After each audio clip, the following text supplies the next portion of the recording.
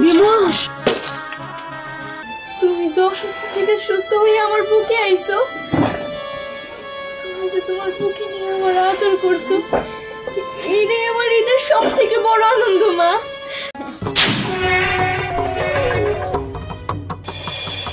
আমি এবার কিছু কিনি নাই, কিন্তু মা মার্কেটে গেছে, আমার নাকি মনে হয় ভালো জিনিস নিয়ে যাবো। হ্যাঁ, তোর মাই তোর নাকি ভালো জিনিস নিয়ে যাবো। কিরে এবার কোনে ঘুরবার যাবি? আমি সিলেট যাবো। ও কিরে বিমো, এবারই দেখুন কেনাকাটা করিস নাই? আরে ওর কথা বাদ দে, অনেকেরা কেনাকাটা করে দিব। ওর মায়ের মৃত্যুর সাথে লড়াই করতেছে। ওর মায় হচ্ছে অসুস্থ, সুস্থ থাকলে না হয় ওর মার্কেট করে দিবার পারতো। হরে দিত, তুই ঠিক হইছস। আর অনেকেরা কি কিনা দিব? হ্যাঁ, ওর তো আর মা ছাড়া আর কেউ নাই। আরে তোরা ঠিকই কইছস, আসলে তোর মারা তো সুস্থ, তাই তো ঈদের ফুর্তি অনেক বেশি, কিন্তু আমার মা তো অসুস্থ। তবে আমার না জামা কাপড় লাগবো না, আমি সব সময় আল্লাহর কাছে দোয়া করি যদি আমার মা সুস্থ হয়ে যায়, সেইটাই হবো আমার ঈদের সব থেকে বেশি আনন্দ। ওরে মনে হয় এভাবে কথা বলা উচিত হবে, অনেক কষ্ট পেয়েছি।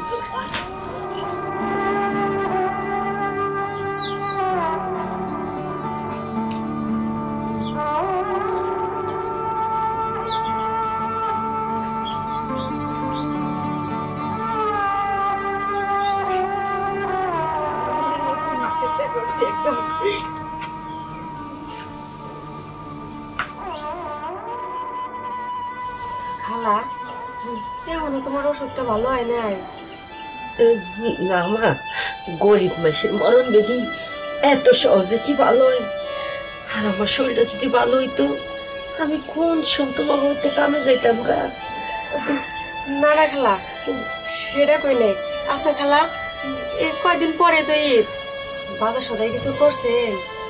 এই ভিমুরে কি জামা কাপড় টাপড় কিছু কিনে দিছেন?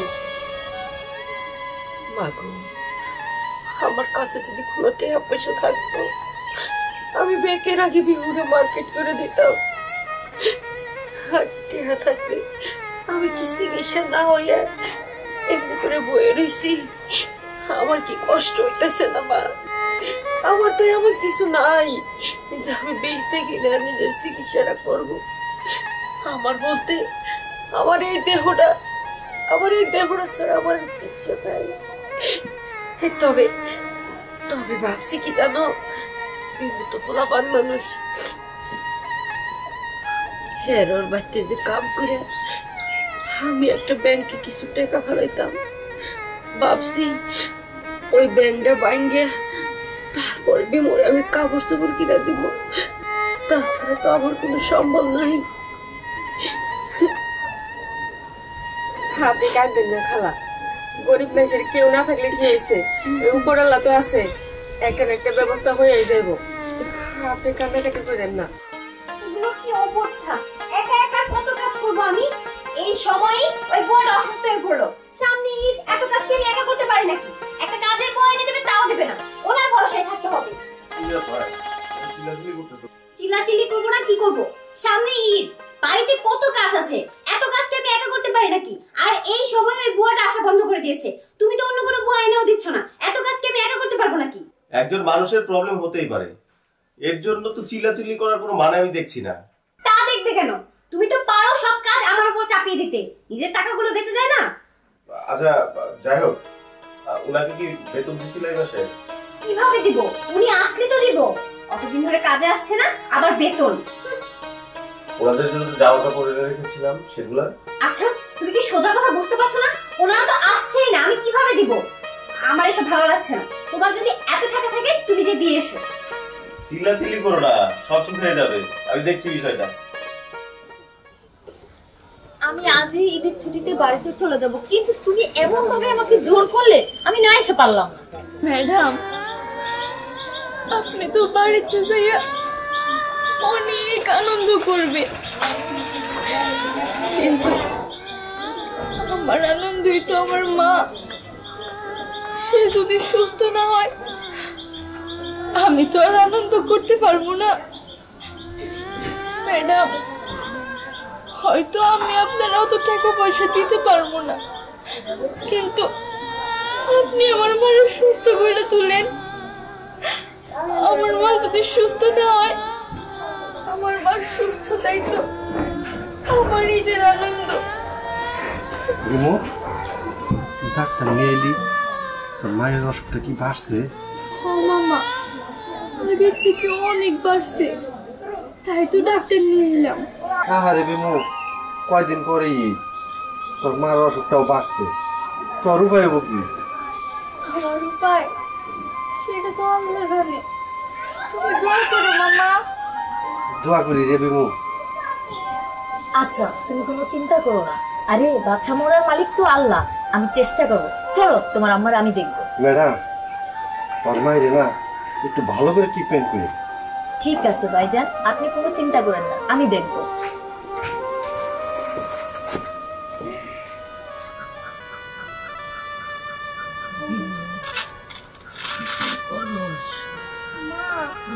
চুপ করে থাকো, কথা বলো না। আচ্ছা বিমু, তোমার আম্মার অবস্থা কিন্তু তেমন একটা ভালো না, এক্ষুনি ওনাকে হসপিটালে নিতে হবে। বিমু, এটা কি করতেছস? তুই আমার কাছে না নিয়ে যা, ডাক্তার ডেকে নিয়ে এলি।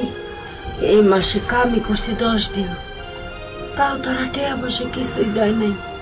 আর 10 দিন কাম করলে কোনো সেই বাড়িতে টেয়া চাওয়া যায়, আমি টেয়া পাবো কোনে? মা, তুই যে ডাক্তার নিয়ে এলি। তুমি কোনো কথা করো না, আর চিন্তাও করো না, চুপ করে বসে থাকো। তুমি কোনো চিন্তা করো না মা। বিমু, বিমু তুই কোনে যাস? কার কাছে যাস?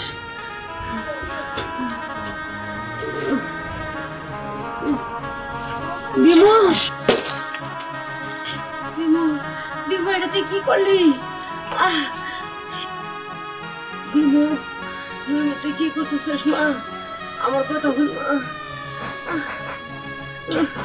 বিমু, বিমু,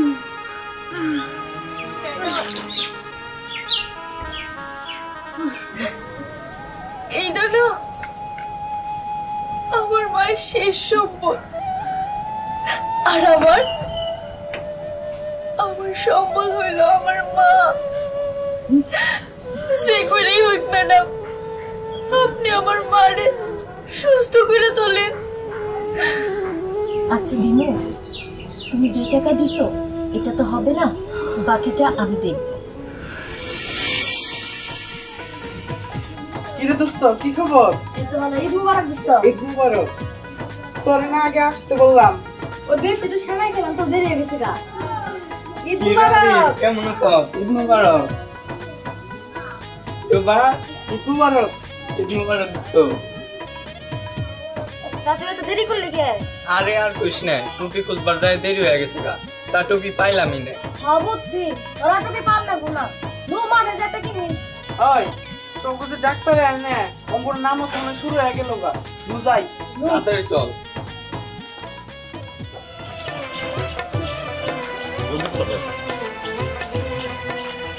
ঈদ মোবারক শফি ভাই। ঈদ মোবারক, ঈদ মোবারক, ঈদ মোবারক। ভাবি কেমন আছেন? এই তো আলহামদুলিল্লাহ, ঈদ মুবারক ভাই। ঈদ মোবারক ভাবি। তাড়াতাড়ি করুন, ভাবির নিয়ে কই যাইতেছ? আর বইল না, নামাজটা শেষ করে বিমুদের বাসায় যাইতেছি। ওর জন্য একটা জামা কিনছি তো, ওইটা আজকে দেওয়ার জন্য যাইতেছি। তারিকু, জামাটা আরো অনেক আগে দেওয়া উচিত ছিল, দেরি হয়ে গেছে।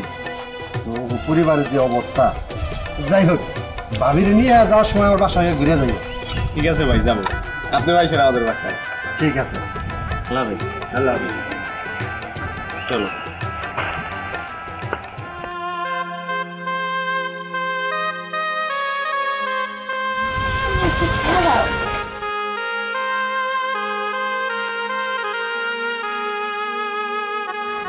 মা, তুমি আমার সালাম করলা। আজকে বছরকারের একটা দিন, আমি তো তোমার একটা জামাও দিবার পারি নাই। মা, খালি যে নতুন জামা পরলেই সালাম করতে হয়, এটা তোমারে কেনা কইছে? তুমি তো আমার সব মা। তুমি যে অসুস্থ থেকে সুস্থ হয়ে আমার বুকে আইছো, তুমি যে তোমার বুকে নিয়ে আমার আদর করছো, এইটাই আমার ঈদের সব থেকে বড় আনন্দ মা। তুমি সব সময় আমার পাশে এইভাবে থাইকো। আজকে ঈদের দিন তোরে আমি মন ভরে দোয়া করি মা, আল্লাহ আল্লাহ যেন তোর সারা জীবন ভালো রাখে, সুখী রাখে।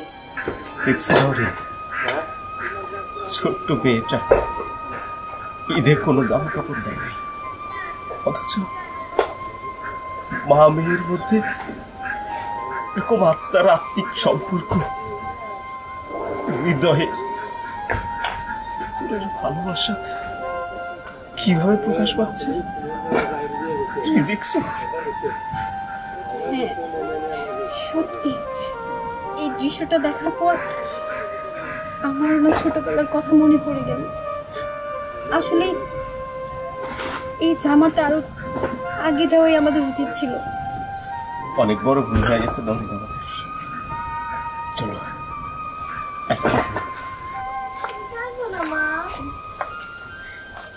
ভাবি, হায় হায়, এর কি করবো মা? না না বাবা, আপনারা কি করতেছেন? ইয়ে বাবা, মানে বৌমা আমারে সালাম করলো। আজকের দিনে বিমু বৌমারে কি যে দেই।